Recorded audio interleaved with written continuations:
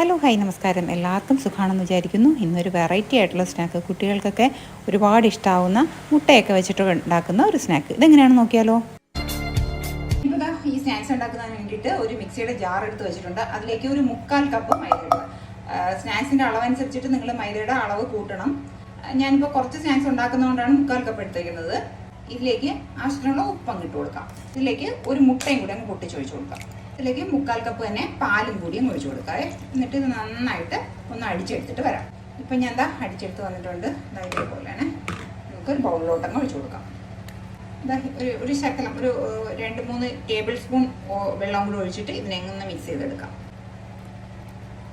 ഇതിപ്പോൾ ഇത്ര മതി. ഇതിനെങ്ങ് മാറ്റി വെക്കാം. ഇനിയിപ്പോൾ ഞാൻ ഒരു പാൻ അടുപ്പത്ത് വെച്ചിട്ടുണ്ട്. അതിലേക്ക് ഒരു ടേബിൾ സ്പൂൺ ഓയിൽ അങ്ങ് ഒഴിച്ചു കൊടുക്കാം.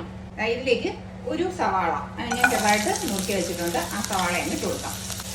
അതുപോലെ തന്നെ ഒരു പച്ചമുളക് ചെറുതായിട്ട് അടിച്ച് വെച്ചിട്ടുണ്ട്. അതും ഒന്ന് ഇട്ട് കൊടുക്കാം. എന്നിട്ട് ഇതിനൊന്നങ്ങ് അല്പം ഉപ്പും കൂടി അങ്ങ് ഇട്ട് കൊടുക്കാം.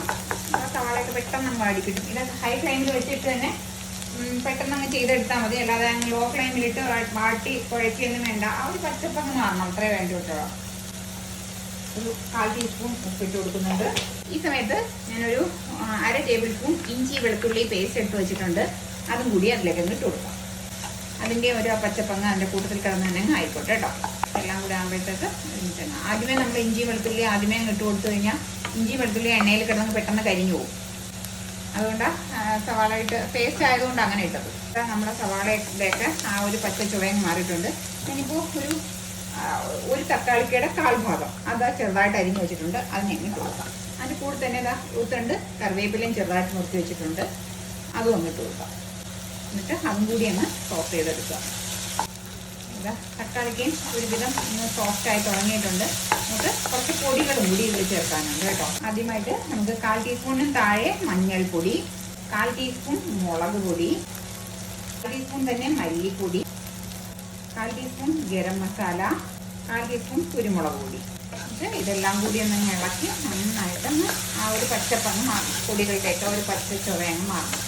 അതൊരു 2 സെക്കൻഡ് ഇങ്ങനെ ആക്കി കൊടുക്കുമ്പോൾ അത് ഒന്നാവും.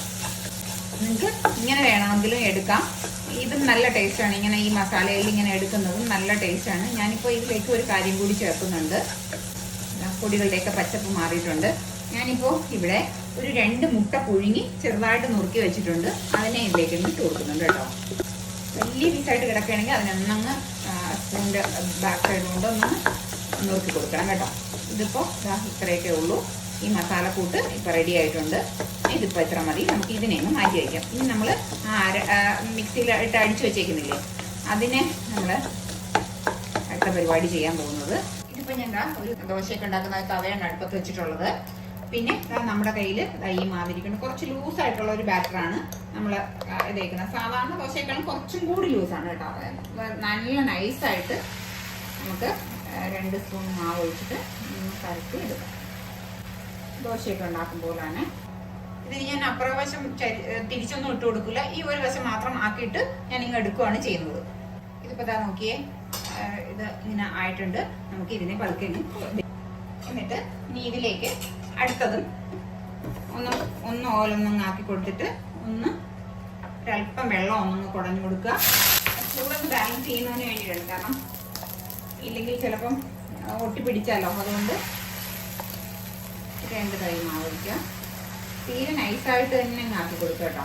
അപ്പോൾ നമ്മൾ ആദ്യം ഉണ്ടാക്കി വെച്ചേക്കുന്ന ദോശയാണ്. നമുക്ക് ഇതിലേക്ക് ഒരു കാര്യം ചെയ്യാം. ഇതിലേക്ക് കുറച്ച് ഫില്ലിങ്സ് അങ്ങ് ഇട്ട് കൊടുക്കാം. ഫില്ലിങ്സ് ഇടുമ്പം ഈ സൈഡിലോട്ടാവരുത്. കുറച്ച് പോർഷൻ ഇങ്ങനെ മാറ്റി വെച്ചിട്ട് വേണം ഇതിങ്ങനെ ആക്കി കൊടുക്കാനായിട്ട് കേട്ടോ. നല്ല ടേസ്റ്റാണ്. നല്ല വലിയ പാടൊന്നുമില്ല. നമ്മൾ എണ്ണയിലിട്ട് മൊരിച്ചെല്ലാം എടുക്കണം. ഇതിങ്ങനെയാണ് ചെയ്യുന്നത്. ഞാൻ കാണിച്ചത്. ആദ്യം ഇങ്ങനെ ഒന്ന് റോൾ ചെയ്യും കടവോ. എന്നിട്ട് ഈ സൈഡ് ഒന്നിങ്ങനെ മടക്കി കൊടുക്കും. പിന്നെ ഈ സൈഡും ഇതേപോലെ മടക്കി കൊടുക്കും. എന്നിട്ട് ഇങ്ങനെ ടൈറ്റ് ചെയ്തിട്ട് ഇങ്ങനെ ഒന്ന് റോൾ ചെയ്തെടുക്കും. നമ്മൾ ഒരു വശം മാത്രമേ ചെയ്തിട്ടുള്ളൂ. അതുകൊണ്ട് ഒന്ന് ജസ്റ്റ് ഒന്ന് ഇങ്ങനെ മാറ്റി കൊടുത്താൽ മതി. ഇതിങ്ങനെ ഒട്ടിയിരുന്നോളും. മൈദമാവല്ലേ, അപ്പോൾ ഒട്ടിയിരുന്നോളും. ഇതിനെ അങ്ങ് മാറ്റാം. ഇതേപോലെ നമുക്ക് അടുത്തതും ചെയ്യാം. ഞാൻ 4 എണ്ണം ഉണ്ടാക്കി വെച്ചിട്ടുണ്ട്. നമുക്കിനി ഇതിനി എങ്ങനെയാണ് ചെയ്യുന്നത്. നിങ്ങൾക്ക് വേണമെങ്കിൽ ഡീപ്പായിട്ട് ഓയിലിട്ട് ഫ്രൈ ചെയ്തെടുക്കാം. ഞാനിപ്പോൾ ഡീപ്പായിട്ട് ഓയിലിട്ട് ഫ്രൈ ചെയ്തല്ല എടുക്കുന്നത്, കാരണം ഇതെല്ലാം ഒരുവിധം എല്ലാം വേവിച്ച് വെച്ചിട്ടുള്ളതാണ്. ഇനി ഇതിന് ജസ്റ്റ് ഒന്ന് മൊരിയിച്ചെടുത്താൽ മതി. നല്ല ടേസ്റ്റാണ് കേട്ടോ. ഞാൻ ഈ ചെയ്യുന്നത് പോലെ നിങ്ങൾ ചെയ്ത് കഴിഞ്ഞാൽ, ഞാൻ എന്താ ഒരു പാൻ അടുപ്പത്ത് വെച്ചിട്ടുണ്ട്. അതിലേക്ക് ഒരു 1-1.5 table spoon, maximum 2 table spoon അത്രയൊക്കെ മതി കേട്ടോ, ഓയിൽ ഒഴിക്കുക. ഇപ്പോൾ ഇതാ നമ്മുടെ ഓയിൽ ചൂടായിട്ട് വന്നിട്ടുണ്ട്. ഇനി നമ്മൾ ഈ എടുത്ത് വെച്ചേക്കുന്ന ഇതില്ലേ, അതിനെന്താ ഇങ്ങനെ വെച്ചേക്കുക. ആദ്യം നമ്മൾ ആ മടക്കി വെച്ചേക്കുന്ന പോർഷൻ, ഈ പോർഷൻ ഉണ്ടല്ലോ, ഇത് ഇങ്ങനെ അടിയിൽ വരുന്ന രീതിയിൽ അങ്ങ് വയ്ക്കുക. കാരണം ആദ്യമേ അതങ്ങ് ഒട്ടിപ്പിടിക്കുന്നതിന് വേണ്ടിയിട്ടാണ് നമ്മൾ അങ്ങനെ ചെയ്യുന്നത്. അങ്ങനെ വെച്ചിട്ട് അങ്ങനെ ഒന്ന് തിരിച്ചും മറിച്ചും ഇട്ട് ഒന്ന് ഫ്രൈ ചെയ്തെടുത്താൽ മതി. നല്ല ടേസ്റ്റാണ് കേട്ടോ. കുട്ടികൾക്കൊക്കെ വൈകുന്നേരം കൊടുക്കാനായിട്ടാണെങ്കിലും, അതല്ല നമുക്ക് രാവിലെ ബ്രേക്ക്ഫാസ്റ്റിനാണെങ്കിലും ഒക്കെ എളുപ്പത്തിന് ചെയ്തെടുക്കാൻ പറ്റുന്ന, എന്നാൽ ഒരു വെറൈറ്റി ആയിട്ടുള്ള എല്ലാവർക്കും ഇഷ്ടപ്പെടുന്ന ഒരു സ്നാക്ക്. നമ്മൾ ചെയ്യുമ്പോഴത്തേക്ക് പതുക്കെ ഓരോ സൈഡായിട്ട് ഇങ്ങനെ തിരിച്ചും മറിച്ചും ഇട്ട് കൊടുത്തിട്ട് വേണം ചെയ്യാനായിട്ട് കേട്ടോ. എങ്കിൽ മാത്രമേ എല്ലാ സൈഡും ഒന്ന് മൊരിഞ്ഞു കിട്ടുള്ളൂ.